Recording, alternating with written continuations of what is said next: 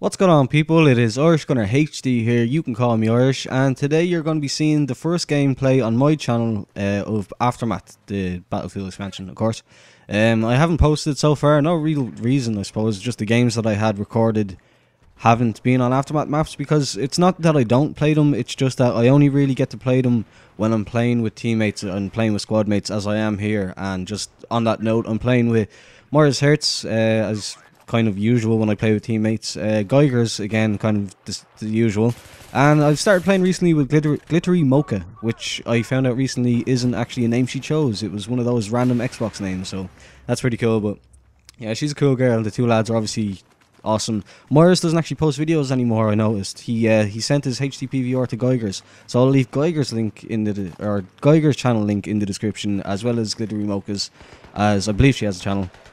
So yeah, that's kind of the introduction out of the way. It's basically just a game of Conquest on Azadi Palace, and it goes pretty well, I think. I can't remember my final score because I ended up cutting out I hit stop on the record before it showed the scores at the end, and I hit it too early as well. That's why you didn't see like the intro loading screen or whatever. But yeah, anyway, get into today's topic. I wanted to talk about Battlefield 4 and kind of weapon reviews and stuff like that, because alright, so with Battlefield 3, weapon reviews kind of, some people would argue that they ruined the game, because people went to Rival X Factor and Level Cap and stuff like that to watch their videos, because the videos that they did around the start and the early days of Battlefield 3 were weapon reviews and attachment reviews and what the best setups are and stuff like that. And it helped a lot of people. It also in a way detracted from what the game could have been, because it meant that everybody was going out using M16A3s or like say the Scar H when the game was good, or when that gun was good before they patched it. Not that it's bad now, but it was a lot better beforehand. The FAMAS, when it was really overpowered, a lot of people might not have even realised that it was overpowered until they seen these videos. And then later on with the M416, once that got buffed, I don't think many people would have, as many people at least, would have gone rushing straight for the M416 if they weren't seeing, like, Level Cap has over 100,000 subscribers, so that's a lot of people finding out that the M416 is the new best gun sort of thing, or like a new rival for the M16A3. But what I was thinking about, when I was thinking about this, I was kind of wondering, what would it be like if when Battlefield 4 came out, those kind of guys were to get together, and it's never gonna happen, because them videos get a shit ton of views, and like it's just very good for their channel, and there's always somebody in there. Like, why is there always someone in that corner? I realise it's a burn spot, and like you can't see the person in there until the very end, but it's quite frustrating the way there's always somebody in there. But anyway, yeah, like, it's never going to happen that they won't do this, because the videos get so many views, and like they're the main attraction for those kinds of channels, the Level Caps and the Rival X Factors. But what I was thinking was, what would it be like if they all got together and agreed to not do gun reviews and not do best setup reviews? Because just for the reasons that I've already stated, I would like to see like a level playing field where people just felt it themselves and discovered what setups and what guns they like the most, without being told, oh yeah, if you put the heavy barrel on, you're going to be doming people from long range. And the reason I think about this is because I remember back in Call of Duty 4, the original Modern Warfare game, I loved the M4 carbine and the MP5. Now, like, they probably sound obvious now, because afterwards, when I started watching videos and stuff like that on YouTube, I found out that yes, there probably was a good reason why I liked the M5 or MP5 so much, was because it was a very good gun. And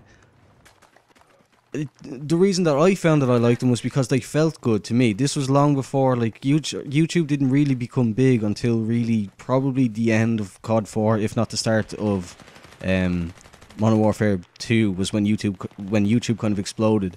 So there wasn't really like gun reviews and gun stats and stuff like that. Like, people dive into the game code now to find out just which weapon's the best, and that's a little bit much for me. I would like to have the option to just go for the feel, and yes, I know I could just like not watch the videos, but like, again, that's like telling a drug addict not to take heroin. It's like, when you know the information's there, you want it, like, so you're going to, like, I personally am going to go, I will watch them more than likely. But I just think that like it would be kind of interesting to see how things would go. What guns would people use? What setups would they use if they didn't have these videos as kind of, I use air quotes here, crutches to lean on? Because it's like I've already said it. Like, it's just people see these videos, they find out what the best setups are, and then they just run them. Like, I've never once had a game of Battlefield where I didn't run into someone using an M16 or an AEK or an M416 or like an ACWR or an M4A1 in the engineer class, or like whatever the best setup is. Like, have you ever been to a game where you didn't see those guns? Maybe if you went into a private server and it was like shotguns only or whatever, but like other than that, like it was just something that crossed my mind, because it's like back then you picked your favorite weapon. Even in Bad Company 2, like with YouTube being around, I was into YouTube, but I was into Call of Duty at that stage, so there wasn't really many in-depth kind of discussions about weapons and stuff like that. So when I get into Bad Company 2, I didn't have, even if there were people doing weapon reviews on Bad Company 2, I didn't know, like I didn't realise the Mark II Carl Gustav or something like that? That rocket launcher, I didn't realise that was overpowered, or like people were bitching and moaning about it being ridiculous at all, because I wasn't watching videos on Bad Company 2 until I came across Decrew Colin and stuff like that. But in that game, I loved the XM8 prototype, and there's no other reason for that, because I didn't, other than the fact that it just felt good. And yeah, like again, now that looking back, I know why it felt good, because it was technically one of the best weapons in the game. Well, it was just, I kind of miss going off that feeling. Not looking up stats, not going in depth into simtic.com and stuff like that.